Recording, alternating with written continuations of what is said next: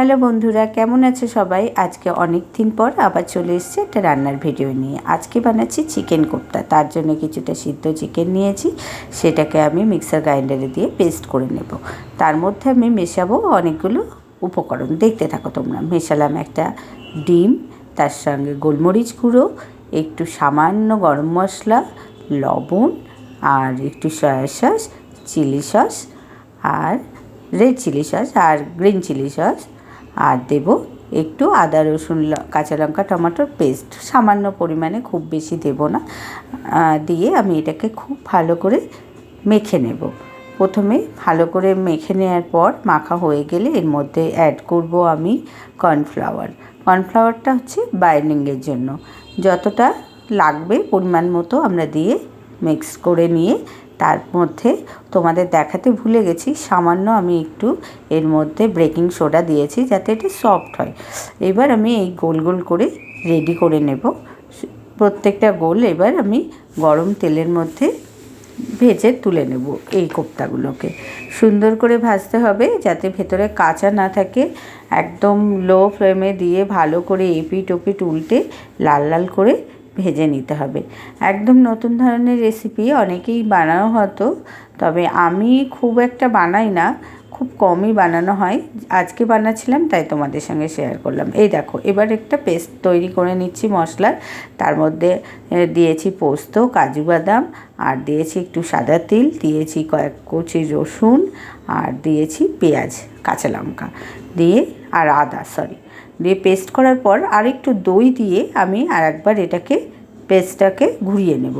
তাতে কি হবে, দইটা আমার আলাদা করে দেওয়ার প্রয়োজন নেই। এই মশলার মধ্যে দিয়েই আমি এটাকে, দেখো, একটা সুন্দর পেস্ট তৈরি করে নিয়েছি। এইবার আমি গরম তেলের মধ্যে গোটা গরম মশলা, তেজপাতা, শুকনো লঙ্কা ফোড়ন দিয়ে তার মধ্যে আমি হালকা ওটা ভাজা হয়ে গেলে বা গন্ধ ছেড়ে গেলে তার মধ্যে ওই আগে করে রেখেছিলাম যেটা আদা, রসুন আর টমেটো পেস্ট, শুকনো লঙ্কার পেস্ট, ওটা দিয়ে দেব। ওটা কিছুক্ষণ নাড়াচাড়া করে দিয়ে দেব। পরে যে পেস্টটা তৈরি করলাম, মানে কাজু বাদাম, কাঁচা লঙ্কা, তারপরে তিল, যেসব দিয়ে পেস্টটা করলাম তোমাদের দেখালাম, ওটা দিয়ে দিচ্ছি। দিয়ে লবণ দিলাম, আর দিয়ে দিয়েছি কয়েকটা টুকরো কাঁচা লঙ্কা, আর দিলাম অল্প চিনি। এবার এটাকে খুব ভালো করে নাড়াচাড়া করে তার মধ্যে কোপ্তাগুলো দিয়ে দিতে হবে, দিয়ে কষাতে হবে। কোপ্তাগুলো পরেও দেওয়া যায়, আমি কষানোর সময়ই দিয়েছি। দিয়ে নাড়াচাড়া করে আরেকটু কসুরি মেথি দিয়ে দিলাম। দিয়ে এবার আমি এটাকে ঢাকা দিয়ে একদম স্টিমে দিয়ে দেব। দিয়ে বেশ কিছুক্ষণ ফোটানোর পর খুলেছি, দেখো কি সুন্দর দেখতে হয়েছে। এবার একটু ধনেপাতা উপর দিয়ে গার্নিশিংয়ের জন্য ছড়িয়ে দিচ্ছি। যদিও গার্নিশিংয়ের জন্য না, আমি টেস্টের জন্য খানিকটা বলা যেতে পারে। একটু শীতকাল তো, একটু ধনেপাতার ফ্লেভারটা বেশ ভালোই লাগে, তাই না?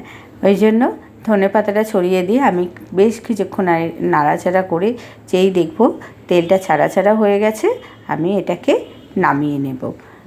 দেখো, তৈরি হয়ে গেছে আমার চিকেন কোপ্তা কারি। কি খুব সহজ না রেসিপিটা বানানো?